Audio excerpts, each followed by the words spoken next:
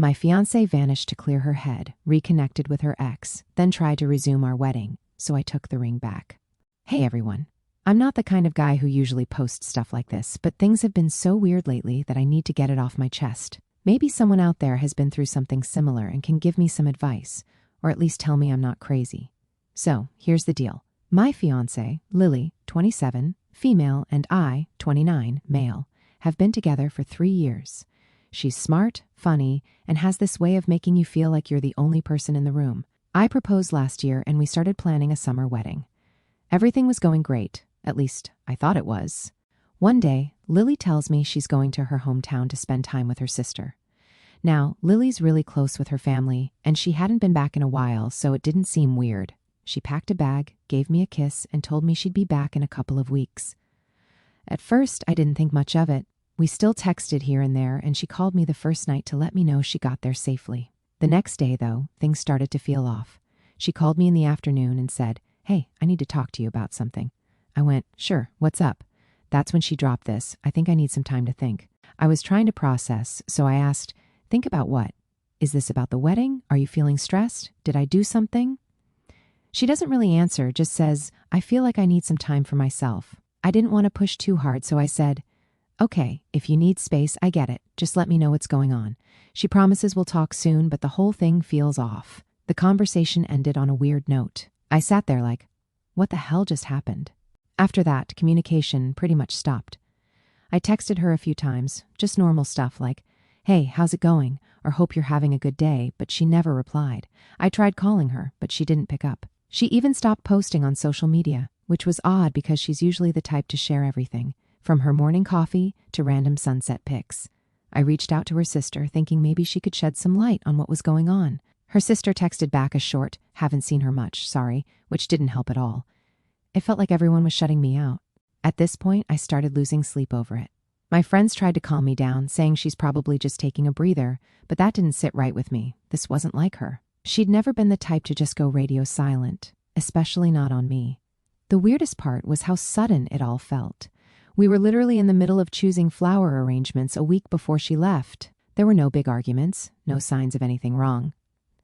I kept replaying every conversation we'd had, trying to figure out if I'd missed something, but everything seemed fine until it wasn't. I tried giving her the benefit of the doubt. Maybe she really did need some time alone. Maybe she was going through something she didn't know how to talk about yet. But as days turned into weeks, my patience wore thin. If something was wrong, why couldn't she just tell me? That's when I started questioning everything. Was she really staying with her sister? What if there was something or someone else going on? I hated thinking like that, but the lack of answers was driving me nuts. I spent so many nights staring at my phone, hoping for a text or a missed call that never came. Every day that passed felt heavier than the last. I tried distracting myself with work, friends, but nothing worked. I felt like my whole world was stuck on pause. After a couple of weeks of silence from Lily, I decided enough was enough. I mean, how much space does one person need? If she wasn't going to tell me what was going on, I was going to find out myself. I packed an overnight bag, fueled up my car, and made the drive to her hometown. It wasn't a quick trip, but I had plenty of time to mentally prepare for whatever awkward or uncomfortable conversation was waiting for me. I kept telling myself, maybe she's just stressed, maybe it's not that bad. But deep down, I had this sinking feeling that things were about to get weird. When I pulled up to her parents' house, where I assumed she was staying, my heart was racing. I knocked on the door, and for a second I thought no one was home. Then Lily opened it. The look on her face said it all. She was not expecting me. She stood there for a moment, staring at me like I was a pop quiz she hadn't studied for. Finally, she stepped aside and let me in, mumbling something about how she didn't think I'd come. We sat down in the living room, and everything felt off. It wasn't like the usual comfort I felt with Lily, where we could just sink into the couch and talk about anything. She started with small talk. "How was your drive? Did you hit any traffic? Want something to drink?" Like she was trying too hard to sound normal. I played along at first, answering her questions with short, clipped responses, but my patience was wearing thin. I didn't come all this way to discuss the highway conditions. There was this long, awkward pause where neither of us spoke. She blinked out, and when she finally glanced up, I asked, "Lily, what's going on? Why haven't you been answering my calls or texts?" Her reaction was immediate. "I've been trying to figure some things out," she said finally, her voice soft, almost too quiet to hear. "Figure what out?" I was trying to keep quiet. She hesitated. She wasn't sure how to say what she needed to. The silence stretched on, and I could feel my heartbeat getting louder in my ears. Then she finally said it. I ran into my ex when I got here. It felt like the floor had just shifted beneath me. I stared at her, trying to process what she'd just said, and I asked, my voice as steady as I could manage, though I already felt the storm brewing inside me, and? It wasn't planned, she said. I saw him at the grocery store, and we ended up talking. That word, talking, hit me like a slap. It wasn't the fact that she'd seen her ex. That could happen to anyone. It was the way she said it, like it was no big deal, but it clearly was a big deal, or we wouldn't be having this conversation. I leaned forward, trying to keep my composure. Why didn't you tell me about this earlier? I asked. Her eyes darted to the side, avoiding mine. I didn't want to upset you until I knew how I felt. How you felt, I repeated, my voice rising just a bit. We're engaged, Lily. We're planning a wedding. What do you mean, how you felt? That's when she said, I've been spending some time with him, she admitted, her voice barely above a whisper. I needed to see if there were any unresolved feelings. For a moment, I couldn't even speak. My mind was spinning, trying to wrap itself around what she just said. Unresolved feelings? We're supposed to be getting married, and you're out here playing emotional hopscotch with your ex? I just needed to know for sure, she said. I didn't want to go into our marriage with any doubts. I felt my chest tighten, my hands clenching into fists. So you've been ignoring me this whole time because of him? I couldn't stay quiet. Why didn't you tell me sooner? Why didn't you talk to me about this instead of shutting me out? She started to respond, but I wasn't done. What does this mean for us, Lily? Are you still trying to figure it out? Because I'm not going to sit around waiting for you to decide if I'm plan A or plan B. Her face crumpled, and for a split second I thought she might cry, but instead she said, I didn't want to hurt you. I needed time to sort my emotions. Do you even hear yourself right now? I shot back. Leaving me in the dark for weeks was a hell of a lot worse than just being honest from the start. The conversation went in circles after that. Every time I tried to get a straight answer, she dodged it, giving me vague excuses about needing clarity and not wanting to make a mistake. I could feel my energy draining with every passing minute. By the end of it, I was done. Completely, utterly done. I stood up, looked at her one last time, and said, I need some time to think exactly what she said. Her eyes widened, like she didn't expect me to say that. But I didn't wait for a response. I grabbed my keys and walked out. The drive back home after that conversation was one of the longest and most surreal trips of my life. I wasn't angry, at least not in the yelling and breaking stuff kind of way, but I was hurt, really hurt. I kept replaying everything Lily said, trying to make sense of it. Unresolved feelings? What did that even mean? Why couldn't she just talk to me about it instead of shutting me out and ghosting me for weeks? The next few days were a blur. I went to work, but I wasn't really there, you know? My CO workers asked if I was okay, and I gave the usual, just tired excuse. My friends checked in too, but I didn't have the energy to explain the whole mess. Eventually, I told a couple of close friends what happened. Their reactions were a mix of shock and outrage. My buddy Mark said, dude, that's messed up. She should have told you the second this guy showed up. My other friend, Jenna, was more blunt. If she's entertaining her ex while engaged to you, she doesn't deserve you. Hearing it from other people made me realize just how bad the situation was. But it also made me feel like an idiot. How did I not see this coming? Were there signs I missed? The thing that hurt the most was how blindsided I felt.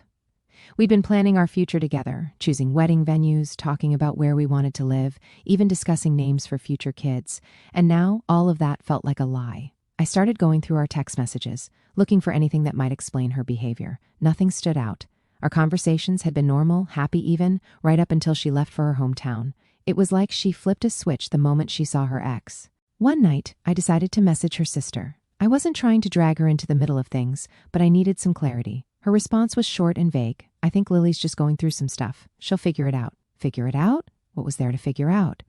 We were supposed to be a team, and now I was completely in the dark. A week later, I got a text from Lily. It wasn't an apology or an explanation, just a casual, hey, how are you? Like everything was fine. I didn't respond. I couldn't. What was I supposed to say? Oh, hey, I'm great. Thanks for ignoring me while you hung out with your ex. The silence between us grew louder. Every day that passed, I felt more distant from her, more certain that whatever we had was crumbling. I started questioning if I even wanted to salvage it. Could I forgive her? Could I trust her again? At the same time, I felt stuck. We'd built a life together, or at least we were supposed to. Breaking up wasn't just about ending a relationship. It meant unraveling everything we'd planned and starting over from scratch. The thought of that was terrifying, but the alternative was pretending everything was okay when it clearly wasn't, and that wasn't an option.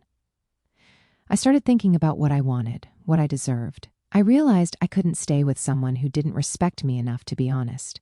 I couldn't marry someone who thought it was okay to put me on hold while they figured out their feelings for someone else. By the end of that week, I made up my mind. If Lily wanted to work things out, she'd have to do a hell of a lot more than send me a half-hearted text.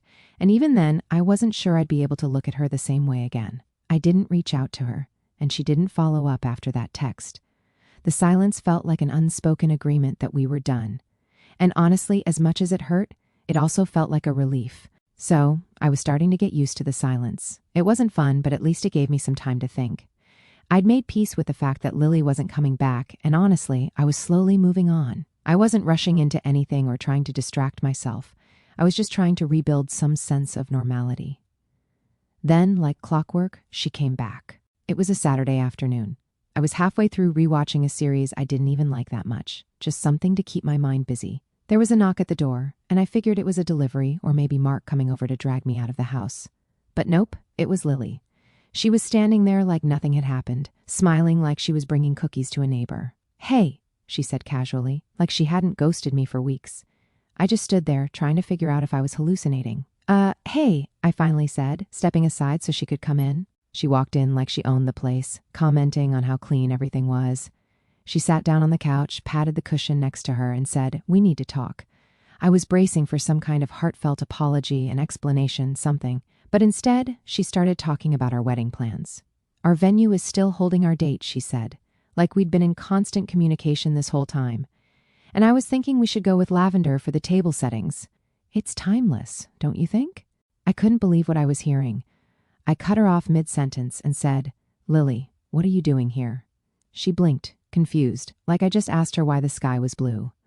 "I'm here to fix things," she said, matter-of-factly. I stared at her for a second, then laughed, sharp and cold, the kind of laugh that says, "Are you kidding me right now?" "Fix things," I repeated, leaning forward. "You mean the relationship you hit pause on while you sorted out your feelings for your ex? That relationship?"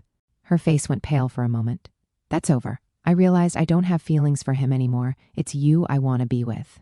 I stood up, pacing a little because sitting still felt impossible. "And you expect me to just believe that? To what, take you back with open arms like none of this happened? Do you even hear how insane that sounds?" She blinked, clearly not expecting the anger in my voice. "I needed time. I didn't want to hurt you." "You didn't want to hurt me?" I said. "Lily, you ghosted me for weeks. You didn't think to tell me anything, not one damn thing, until I had to drive to your hometown to find out. And now you're standing here acting like it's no big deal." "It's not like that," she shot back. I was confused. I didn't know what I was feeling, and I didn't want to make things worse. Make things worse? I cut her off again, throwing my hands up.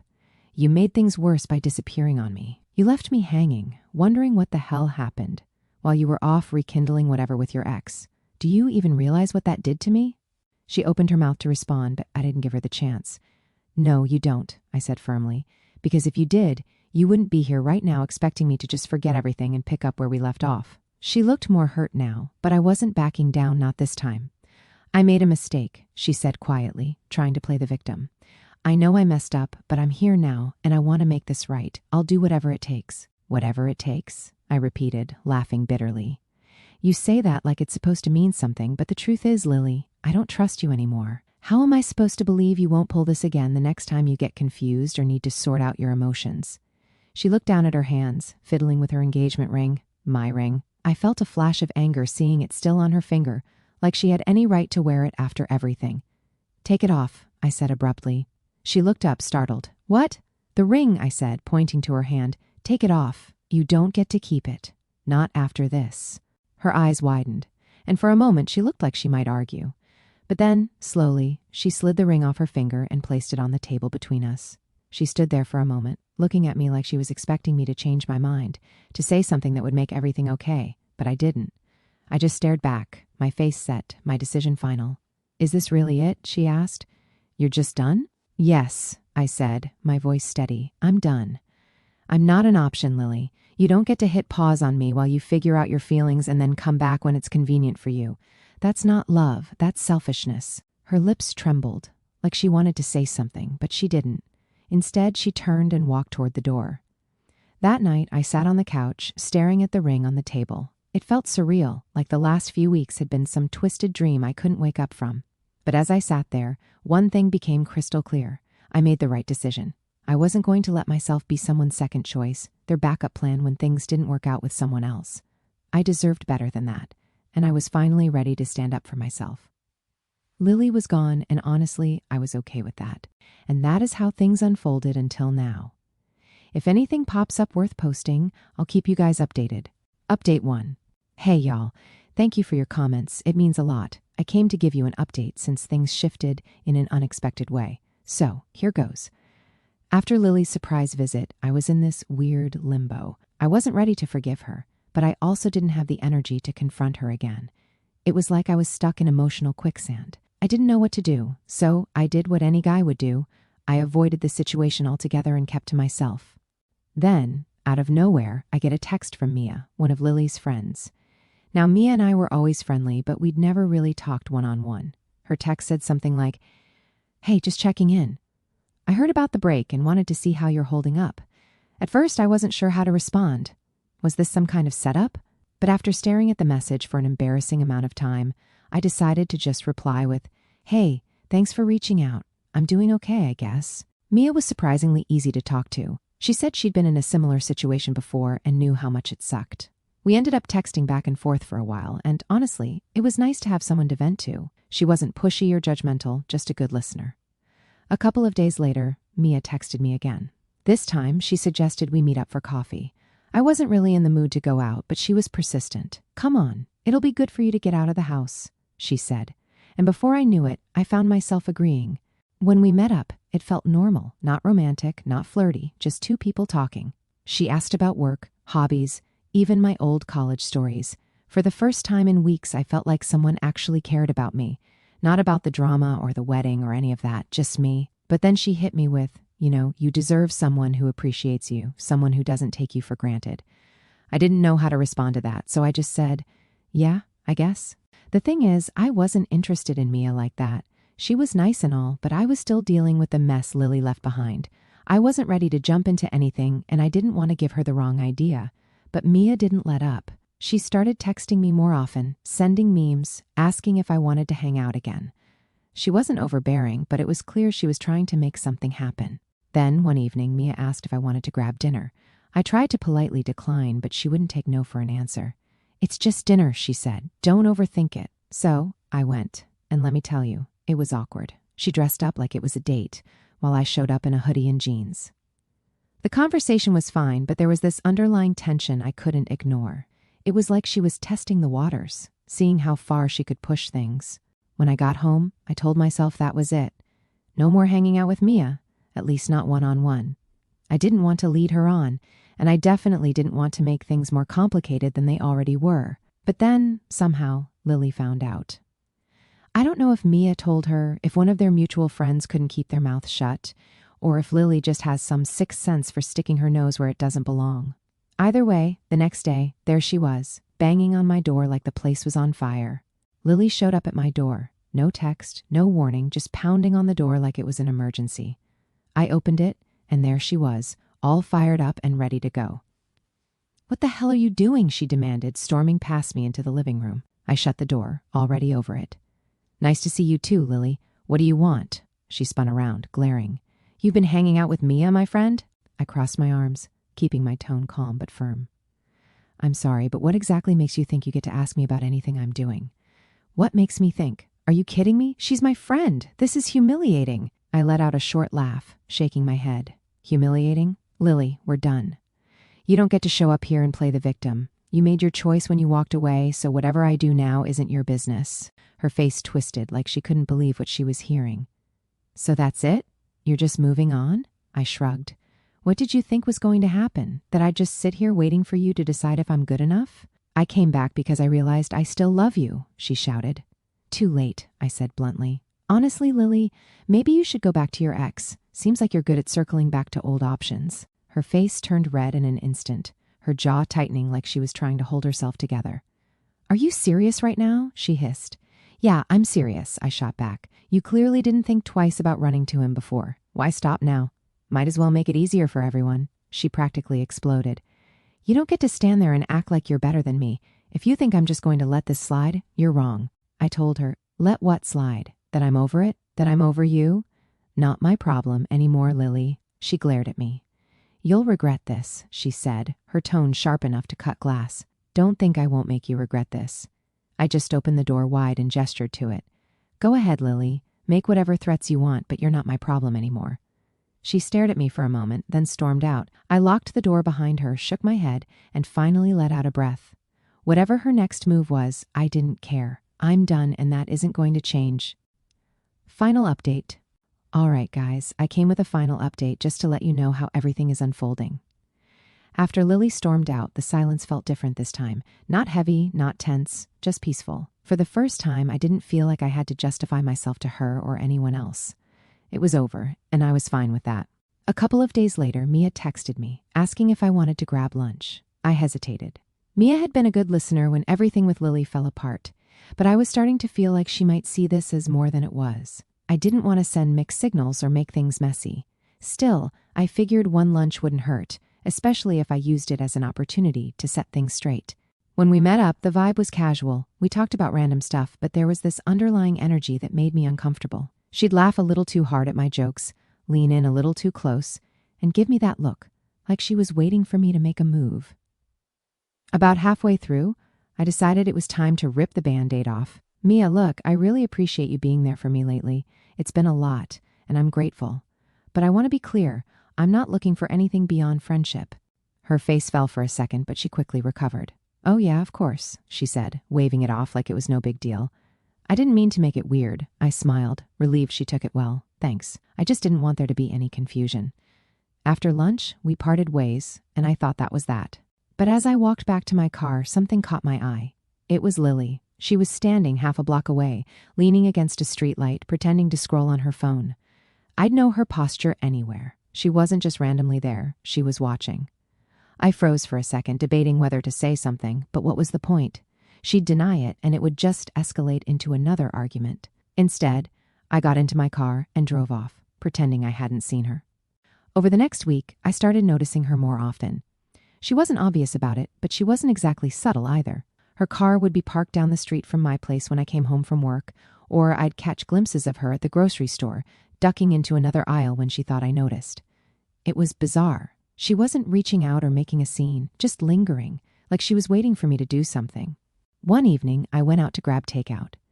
As I was pulling into the restaurant parking lot, I saw her car again, parked just far enough away to not seem suspicious if I didn't already know better.